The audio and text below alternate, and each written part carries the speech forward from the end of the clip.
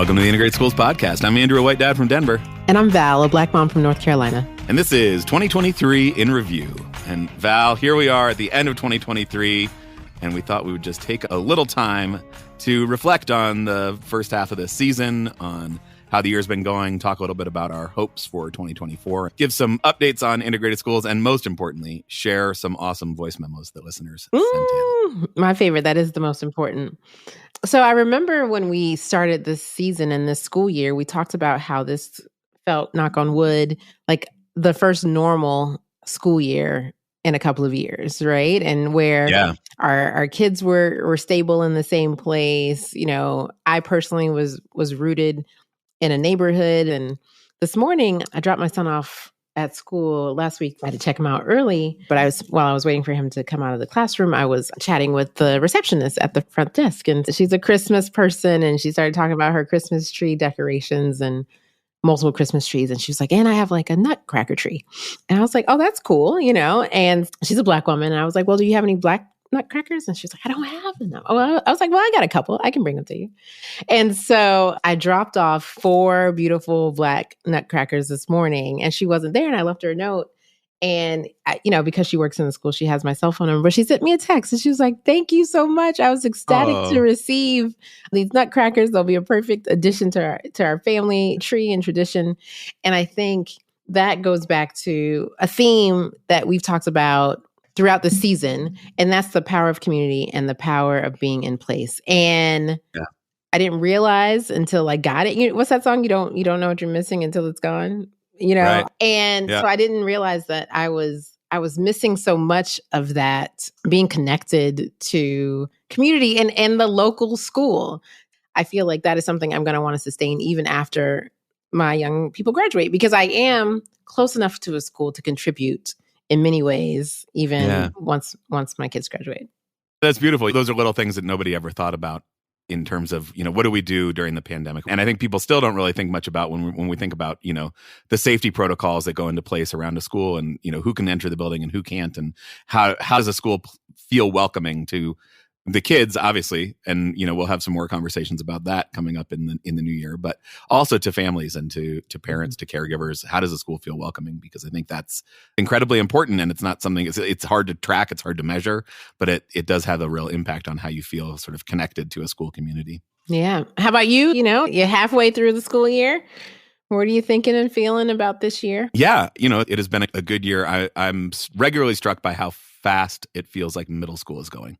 We're basically halfway through middle school already, and just how wildly different that is from the elementary school experience, where we started out with a 3-year-old, pre-K staring down a decade of being at a school, and middle school feels like it's going really fast. I've also been appreciating the kind of more like boring day-to-day, just like interactions that you have because you happen to show up in the space. And so that part has been nice. Yeah. You talk about being a middle school parent, and it does go quickly. Hold on. Yeah. And I'm thinking about being a parent of someone who is halfway through high school at this point, and how quickly that is going. And I knew middle school was going to be quick, but for whatever reason, it feels like high school is moving even faster. Yeah. And recognizing what it means to raise a young adult, right? We talk about raising children, and I think mentally and emotionally and spiritually, I'm moving from like, I'm raising a child to I'm raising an adult who will hopefully go off on their own and do great things in the world. And that's a shift that, I'm not quite sure how to hold on. And so, you think you'll have a handle on this parenting thing, and then the next day happens and you're like, I have no idea what I'm doing. Actually, I know nothing. I literally still know nothing. Maybe there's something reassuring that doesn't change. I feel like that, that's been the from the very beginning. You've got a newborn, and you're like, I just figured out how to get them to sleep. And then they're like, psych. That's not how I like to sleep anymore. And then I figured out how to get them to eat something. Nope, that's not what they, and I guess that just keeps going. I guess, you can rest assured that parenting will be constant change and adjustment. So, yeah. So certainly that idea of being in community, that's been one of the themes we've focused on in the podcast this season as well. Mm-hmm. We've also been talking about the power of public schools, which obviously, both of our stories of a relatively regular school year have started out in the public schools in our neighborhoods. Yep. The power of storytelling and the power of stamina. And just thinking back on the, first 6 episodes of this season, we have had some great examples of all of that. And, we started out with reconnecting, just you and I talking about what we hoped for the season, laying out those themes. We had John Blake, who came on to talk about the demands and promises of integration and tell his story, and certainly lots of storytelling and the power of being a community and stamina in his story. Just such a lovely storyteller. We had Jada, who wrote There Goes the Neighborhood. Yep. We're going to talk about the power of storytelling, YA novel. We had Dr. Erica Turner managing an increasingly diverse and unequal education system. And as I've heard so much great feedback about that episode. Changed the way people thought about things. And we had Richard Rothstein and Leah Rothstein taking Just Action. Another one of those sort of pinch yourself moments. Can't believe you get to be in conversation with I know. people. And they're saying nice things about us too. Which is lovely. So lovely. And then we just had this episode that one of our summer interns, Jaden, found, the teaching hard history, and the conversation that he and I shared that was really lovely. So we've covered a lot of ground in the first half of this season. What have you learned? Oh man. With all of those episodes, there are things that kind of sit with me. In the episode with John about the demands and promises of integration, I'm thinking about how you have to be intentional in your desire and willingness to listen to others, right? That takes time, that takes commitment, that takes a willingness. Yeah. And finding that time or carving out that time feels like something that it's hard to do, right? To just sit and listen with folks or listen to someone's story. And I think if you are not careful, you can find yourself like losing patience in doing that, like having to wait and listen to someone's story. So even in the example with the receptionist at my son's school, I was there waiting for my son to come down to get checked out early, right? Yep. I could have sat in the corner. Got on your phone. Yep. And, totally tuned out everything and just kind of waited. But it felt like a cool opportunity to get to learn more about the people who were there to support my young person, right? And so I want to encourage our listeners that when those moments present themselves, to just take up the opportunity to listen to someone. I was picking up food the other day, and I don't even know how this started. I was waiting for a takeout order, and now I know Joshua's whole life. I know what Joshua's interested in. Joshua also has a podcast. He invited me to his Discord channel, But his eyes lit up when there was someone there to listen to him. And it didn't cost me anything. I was waiting for my food. We both had a valuable experience, and we were just able to connect on a human level. And so I think one of my biggest takeaways with all of our episodes this season is we really have to be intentional about connecting on a human level. And that is listening to stories, that is taking the time, that is putting your phone away when you have a moment that you're forced to wait anyway. So that's one for me. Yeah. One of the gifts of the podcast is that it sort of forces this time to sit down and just talk and try to really connect with people. But you don't need to have an hour scheduled on a recording platform to do that. People are all around. I tell my kids this all the time, and I think it probably wouldn't hurt for me to remember it as well. But like, everybody you meet has something to teach you. Everybody you meet has lived a different life than you have in some way that gives them some unique perspective. And if you can find a way to get at that, then like, how much richer is your life for that? Yeah. And thinking about that, the power of relationships, the power of getting to know somebody, that everybody has something to teach you. I think like public schools are such a powerful place to engage in that, to set kids up to learn, not just learn the skills from that, but also to actually have those kind of relationships. And I think I was struck by, from both Dr. Erica Turner and the Rothsteins, the systems and the structures that are in place that work counter to that. We have the racial segregation that exists, that was through deliberate policy that the Rothsteins talked about. And then this sort of idea of, race evasive managerialism that Dr. Turner talked about, we kind of try to professionalize and managerialize the way that we approach education and learning. And if we're not cognizant of race, if we're not taking a sort of active stance about the ways that we have been racist in the past to try to sort of rectify some of those harms, then we end up just keeping the status quo in place. Yeah. I think what I got from both of those interviews was the fact that there were things that I could do, language that I could use, conversations that I could be explicit about, questions that I could ask just deepening my critical consciousness around many of these issues, right? Understanding the connectedness and how a policy in my school system might intentionally or unintentionally impact under-resourced or Black and brown young people. And so it was a signal to me to remain vigilant and to remember, that we have power.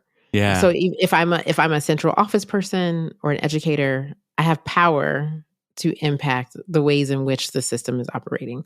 If I am a resident of a community, I have power to take action. Yep. And if listeners hang around long enough, we will get them busy. Like, you are going to be busy right. hanging out with us, and in a way that hopefully feels like you're contributing to your school and to your community.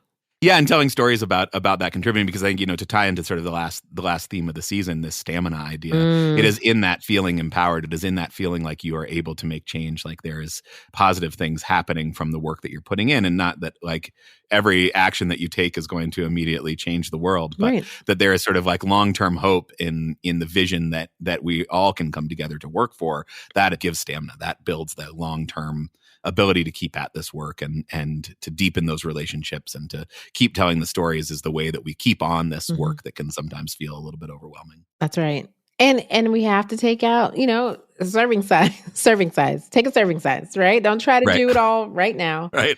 I'm talking to myself in that gummy bear bag. Yes, serving size. A single serving of justice at a time.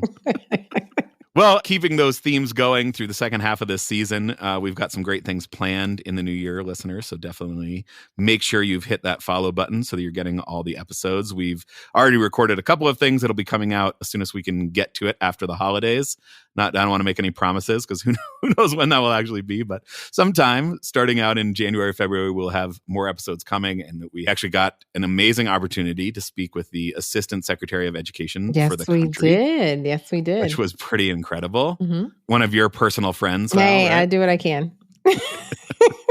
Which was awesome. Actually, a couple. Another friend of yours, John. We're going to be sharing his story coming up. Can't wait. Which was a great conversation. And Dr. Shanette Porter, who does research around belonging and kind of school climate and culture, which was just an incredible episode. I think the first time that you've shed tears in the middle of an interview. We're coming in hot in 2024. We're coming in hot in 2024. That's right. Absolutely. That's right. We'll also be hearing some more from our interns, and we've got some other great stuff planned. One of the things we would love more of your voice memos. We're about to hear some of them. So keep them coming. And May of 2024 is the 70th anniversary of the Brown v. Board decision.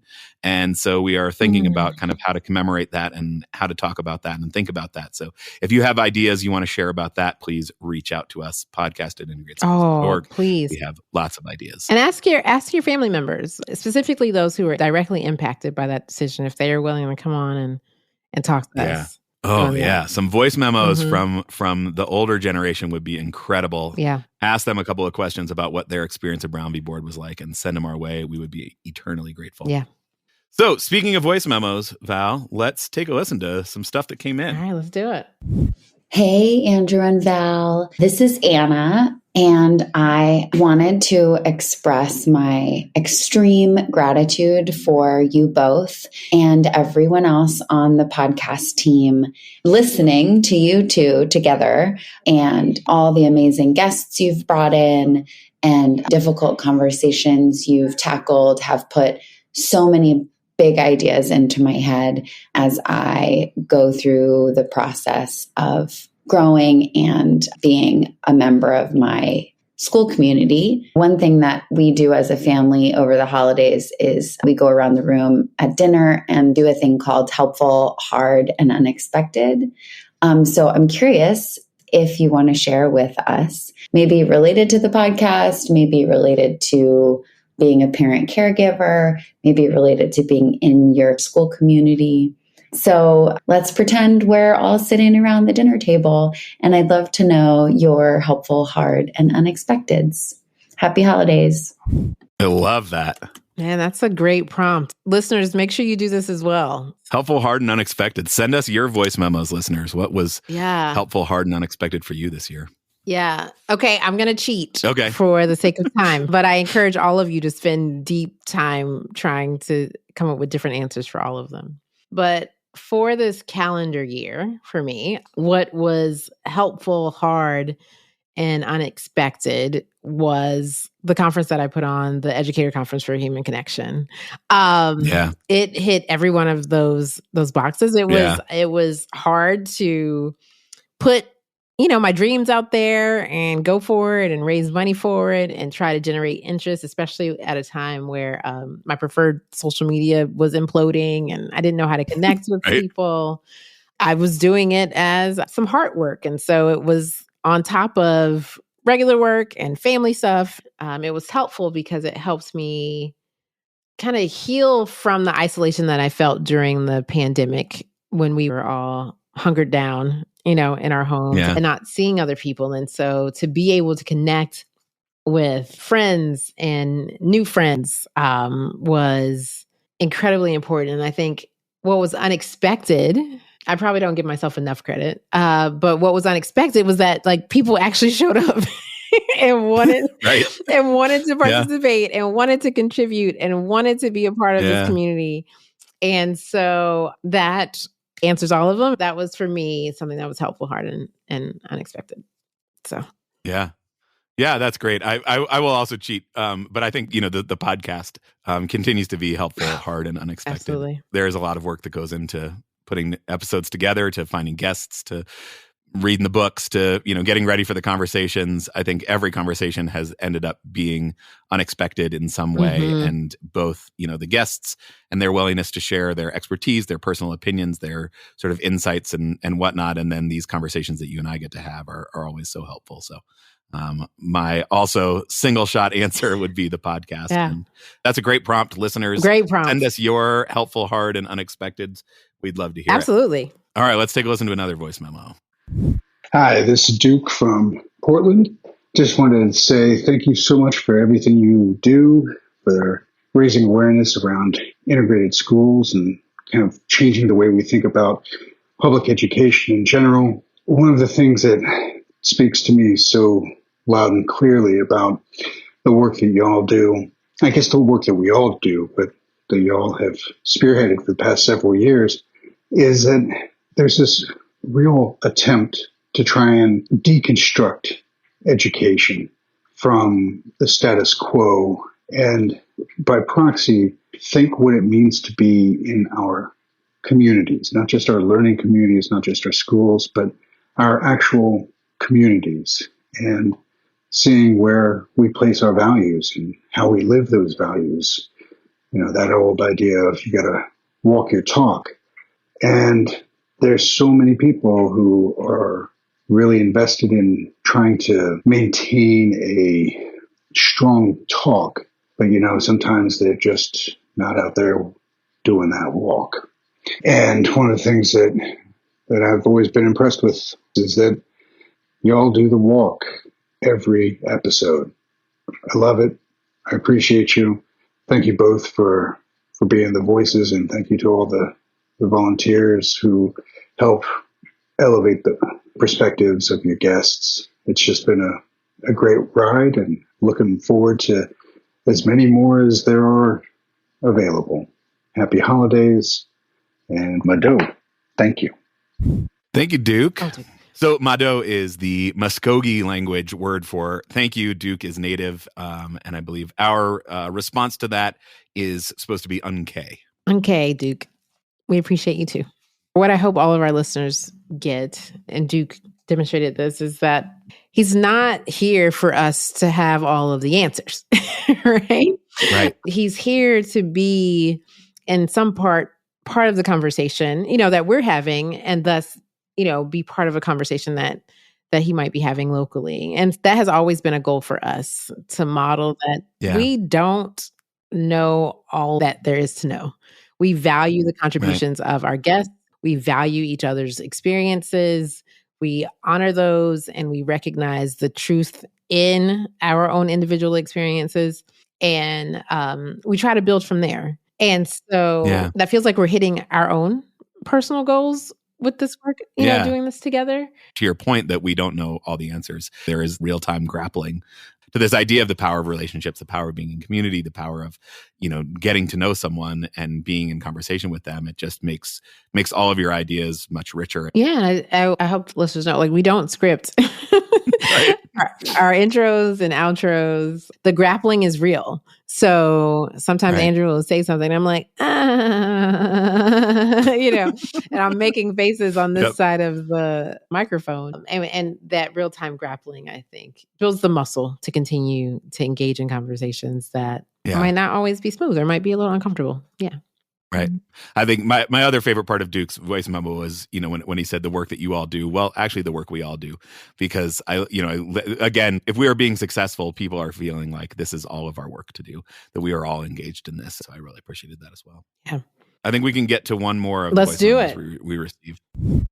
Hello, good morning. I saw the call for voice memos for the final podcast episode of the year, and something that's been on my mind that I wanted to share or just get some other thoughts on was that as a parent at an integrating school, as a white parent specifically at an integrating school, I've noticed that there can be a little sense of martyrdom or entitlement, maybe more so martyrdom, among white parents who do choose integration at their local neighborhood or public school. This feeling like we have made a sacrifice to do this, so we are owed something, or, aren't we amazing people for making that sacrifice? And here we are, and we could be other places because we have that privilege, but we chose to be here. And sometimes that martyrdom, I think, has a real impact on our ability to do the work, build community, and again, sort of really achieve actual racial justice and do the anti-racist work. And so, again, this martyrdom thing has just been on my mind. Love to hear thoughts on it and appreciate the work you both do. My name is Betsy Preeter, and I am a parent in Atlanta with 2 kids in Atlanta public schools. Again, thank you so much. Man. Thank you, Betsy. Betsy, that was a great call. I'm going to let my white colleague start with this one. That's fair. It may have been more directed to me. Well, I want to listen first. I want to listen to this. Right? Tell me. Get some popcorn. Yes. Yeah, I mean, I do. It's a great question. I think I've certainly seen that same tendency among people who feel like I am making the social justice sacrifice to send my kid to this terrible school, and so I demand that my needs are catered to at all times. And yeah, as Betsy mentioned, it really gets in the way of building relationships. It really gets in the way of becoming part of a community. I think, when we think about sort of diversity as a commodity, when we think about what am I getting for my kid out of this experience, it can tend into that sort of martyrdom or white saviorism place.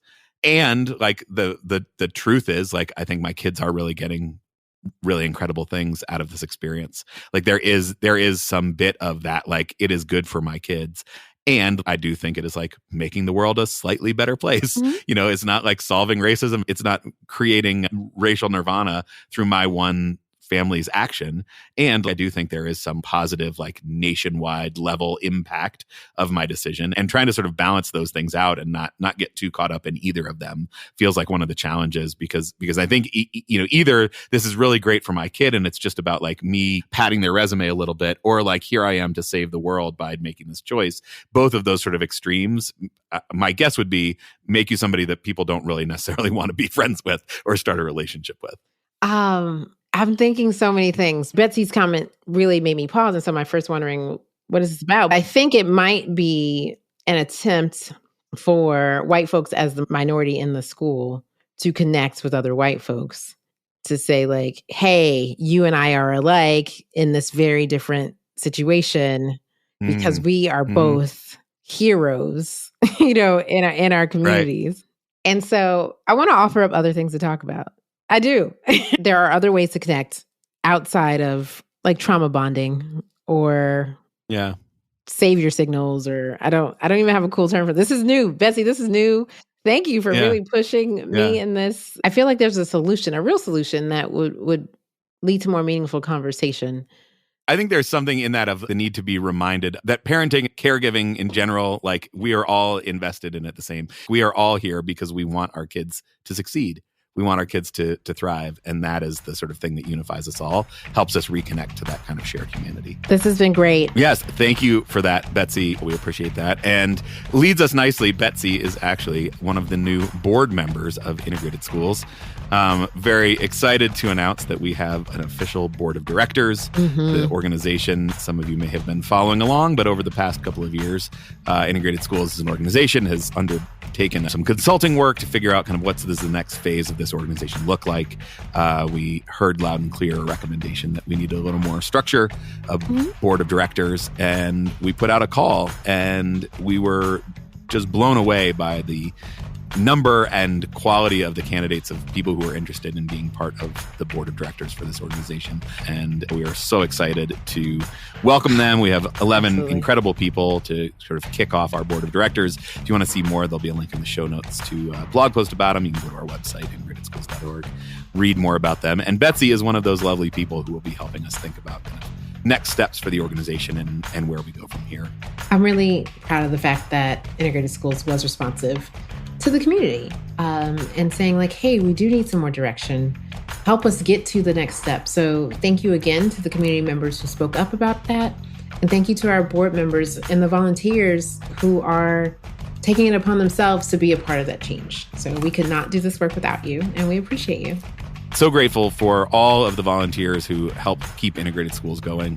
It's a volunteer-run organization, and every now and then I try to sort of step back and look at all the work that we are doing and all the things that we've been able to achieve over the years, and just blown away by the amount that we were able to get done as an all-volunteer organization. So if you would like to be one of those volunteers, we always have stuff we need help with. There's more to do than there are people to do it. And we can plug you in whatever way feels comfortable for you, from, a regular standing 1 hour a week to find 10 minutes in your day here and there to come on, take on a whole big project for us. This is really a grassroots movement, and we need everyone's help and support to do that. Absolutely. And we also need your financial support. So one of the things that our new board will be undertaking is looking at hiring some paid staff to make sure that this work stays sustainable. So if you are in a place, I know this is a hard time of year for asks, lots of demands on your pocketbooks, but if you're in a place where you are able to give, we would be grateful. You can go to patreon.com/integrated schools and sign a regular contributor to the podcast work. The money that does not directly go to funding the podcast goes into the organization. So that's a way to give. Or you can just go to our website, integratedschools.org. There's a big donate button at the top. One-time donations, recurring donations. We're incredibly grateful for it all. This work is important. This work has reached a lot of people, and this work requires resources to maintain and to grow. And we're excited about the potential for doing that. And we really could use your support. Yes. Thank you so much for considering donating to us. We promise to be good stewards of the money. We hope that you've been proud of the work that's come out of Integrated Schools, and know that your financial donations will only allow us to increase our impact and increase our reach. And as Andrew mentioned, we would love also your time. So if you can donate any of that, please reach out and we will absolutely find something for you to do. I think that's how I got here. I said, hey, I want to help. Next thing you know, look at me. 2 years later, trapped. I just can't express my gratitude to you enough. Another year in the books. Great conversations, pushed my thinking in all sorts of new ways. I always learn something when I'm in conversation with you, and I'm incredibly grateful for that. I cannot thank you enough for being my partner in this work. I feel like I've grown tremendously just being in community with you. And my dad was here this weekend, and he said, Carl Jung said, people are like chemicals. If there's any reaction at all, then they are both changed forever. And so thank you for changing me forever. I have thoroughly appreciated you and this podcast and this time to get to know you deeply. And I'm looking forward to our journey in 2024. Well, that is a lovely sentiment that I share, Val. And it's part of why I'm so grateful to be in this with you as I try to know better and do better. Until next time.